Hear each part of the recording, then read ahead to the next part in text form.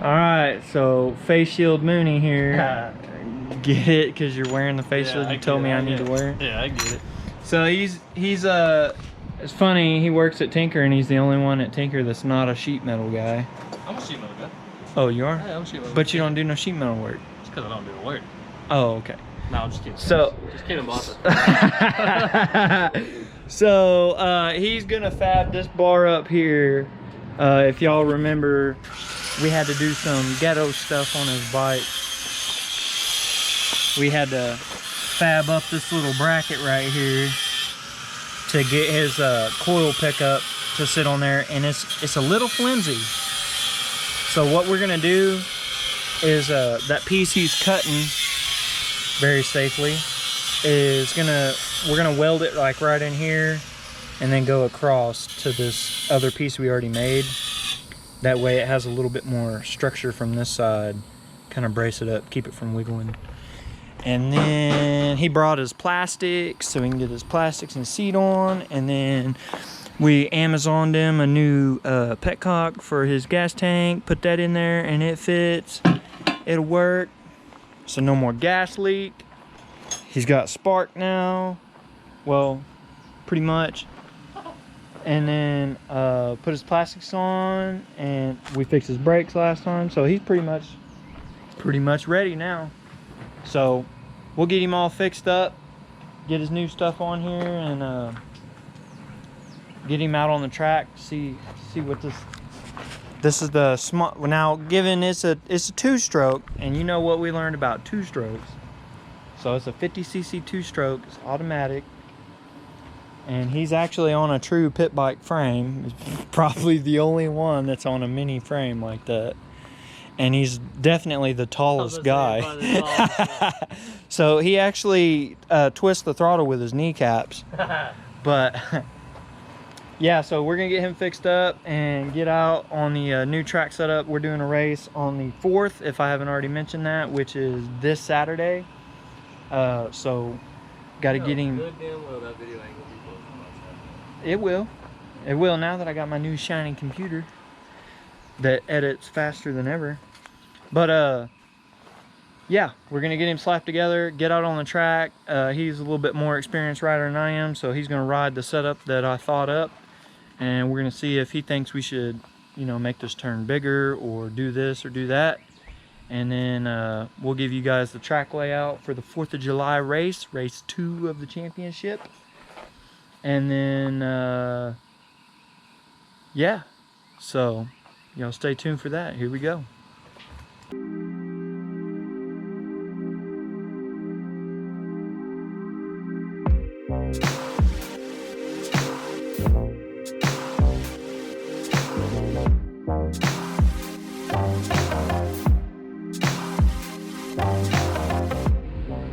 Alright, so ran a half-ass bead. Got a little tack down there. We think too far away, kind of. That's what I'm thinking. No, it's about right. But at least it's more. Is it? Oh damn! It's still real hot. It's solid. Yeah, it's way more solid now. If it works. I think it will. Put some gas in it, see what happens. I think we got you now, dog. Slap some paint on it. Let's see.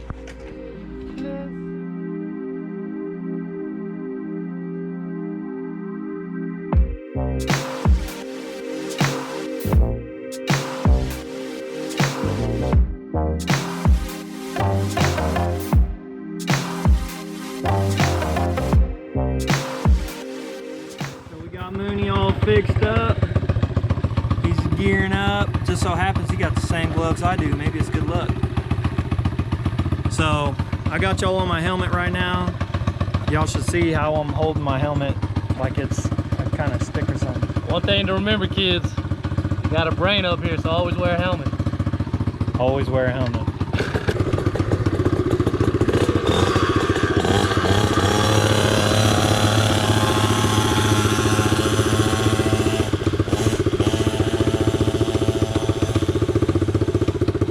Uh-oh, I hope we don't have a James Jr. in here.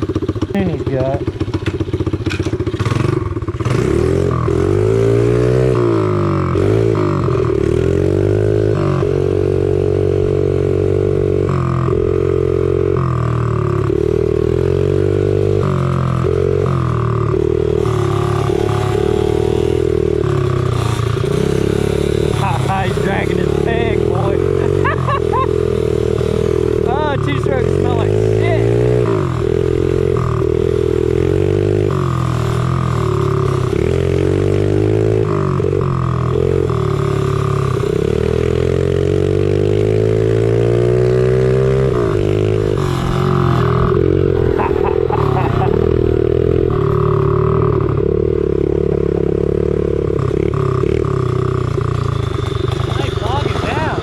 dragging that peg like a bitch too.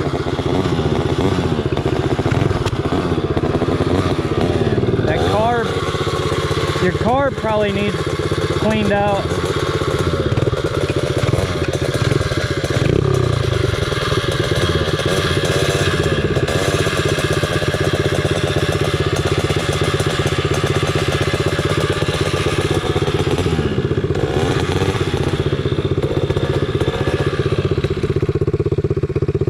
Uh-oh. Uh-oh.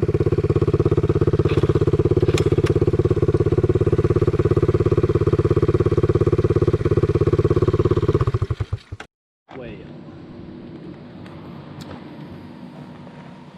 Daggum. He did like a lap and then kind of like stopped. It did sound like it was starting to like bog itself out. And then he stopped and was trying to mess with his idle a little bit. And it bogged itself to death. It just died. And now it won't start. So I don't know a lot about carburetors, but I'm gonna say that it was getting a little bit too much fuel. It was a little too rich, and that's why I was bogging. And then when you stopped and idled, it was bogging even worse. And then it just choked itself out with fuel, and I guess now it won't start because it's flooded. So we're gonna pop this old carburetor off and see if we can't learn some about carburetors right quick. Take two. Take two. All right, so we took his carb all the way apart. It had a little gunk in it, but not enough for us to feel like it shouldn't run with that. But who knows? I don't know shit about carburetors, so maybe it was too much. Clean it all out, put it back together. He then remembered that when he took it apart the very first time, that he opened the case and dumped all the fluid out, the gear oil. So I'm glad he remembered that. We put some gear lube in it. We had some good old Walmart special 85 140 and fired it back up, busted off almost first kick, and now it's like super responsive and has power. So we're gonna take it out on a rip and see what we can fuck up this time. We'll see. We will see.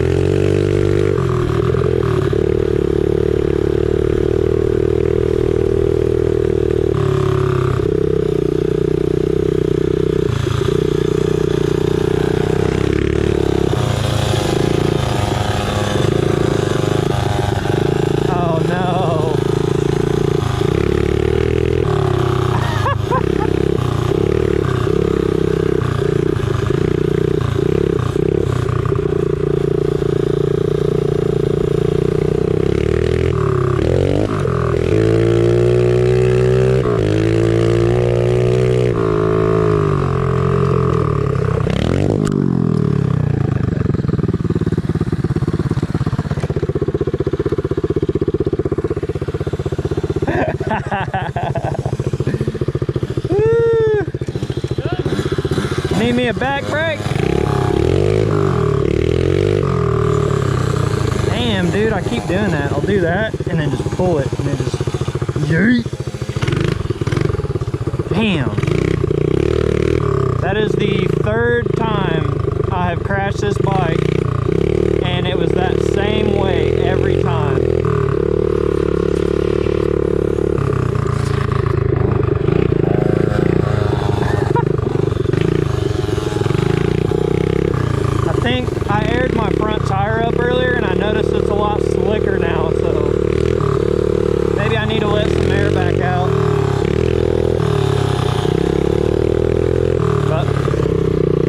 definitely needs another bike.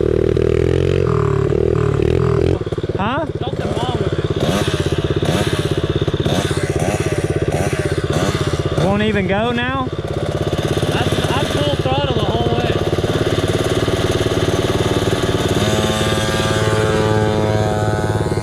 Damn.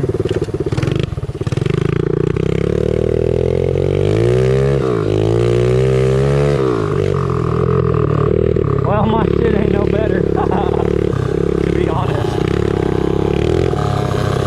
Damn, dog.